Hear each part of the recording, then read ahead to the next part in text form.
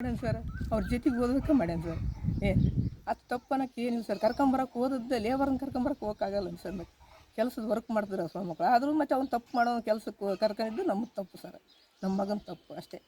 ಏನು ಅದೇ ಒಂದ ನೋಡ್ರಿ ನಮ್ಗೆ ಹೋಗಿದ್ದು ಕರ್ಕೊಂಬರಕ್ಕೆ ಏನು ಹೋಗಿ ಡೀಸೆಲ್ ಖಾಲಿ ಆಗೈತೆ ಅಂತ ಓದಲ್ಲೇ ಸಿಗಿ ಬಿದ್ದ ನೋಡಿ ಸರ್. ಅಲ್ಲಿ ಹೋಗಿ ಏನೇನು ಮಾಡ್ಯಾರೋ, ಅವ್ರಿಗೆ ಏನು ಮದ್ದು ಕೊಟ್ಟಿದ್ರು, ಇವ್ನಿಗೆ ಕುಡಿಸಿದ್ರು ಏನು ರೀ. ಆಲ್ರೆಡಿ ಅವರೇ ದುಡ್ಡು ಕೊಟ್ಟಾರಂಬ ಮಾತು ರೀ. ಇದನ್ನ ಹತ್ರ ದುಡ್ಡು ಇಲ್ಲ ಸರ್. ನನ್ನ ಹತ್ರ 100 ರೂಪಾಯಿ ಇಸ್ಕೊಂಡು ಇಲ್ಲಿ ಶೆಟ್ರ್ ಅಂಗಡಿ ಅಂತ ಇದ್ರಿ ಆ ಎಮ್ಮಂತಕ್ಕೆ ಇಸ್ಕೊಟ್ಟಿನಿ ಸರ್. ನನ್ನ ದುಡ್ಡು ಕೂಡ ಇದ್ದಿದ್ದಿಲ್ಲ ಸರ್ ಅವತ್ತು.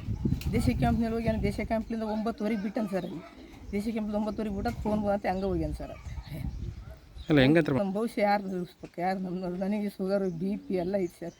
ಏನು ನನಗೆ ಏನು ಕೆಲಸ ಇಲ್ಲ. ಇಲ್ಲಿ ಶಾಲೆಯಲ್ಲಿ ಕೆಲಸ ಮಾಡ್ತೀನಿ ಸರ್. ಬರೀ 2,500 ರೂಪಾಯಿ ಕೊಡ್ತಾರೆ ಸರ್ ನನಗೆ. ಏನು ಆಯಾ ಕೆಲಸ ಮಾಡ್ತೀನಿ ಸರ್.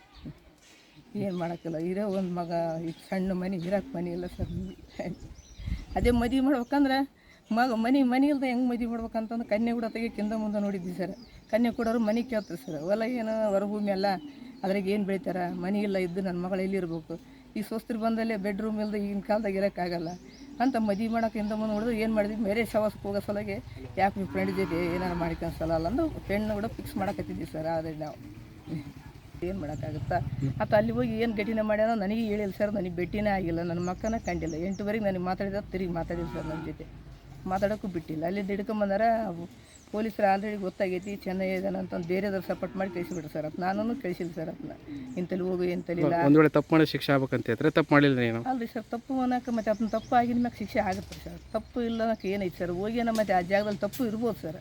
ಅದನ್ನು ಪ್ರೂವ್ ಮಾಡೋರು ಯಾರದಾರ ಸರ್. ನಮ್ಮ ಮಗ ಹೋಗಿಲ್ಲ ಅಂದ್ರೆ ಯಾರು ನಂಬ್ತಾರೆ ಸರ್. ಹೌದು ಏನು ಅದನ್ನು ದೇವ್ರು ಕಾಪಾಡ್ಬೇಕು ಮ್ಯಾಗ. ಅವರು ಏನು ಎಲ್ಲರ ಅಧಿಕಾರಿಗಳು ಅವ್ರು ಏನೇನು ರಿಪೋರ್ಟ್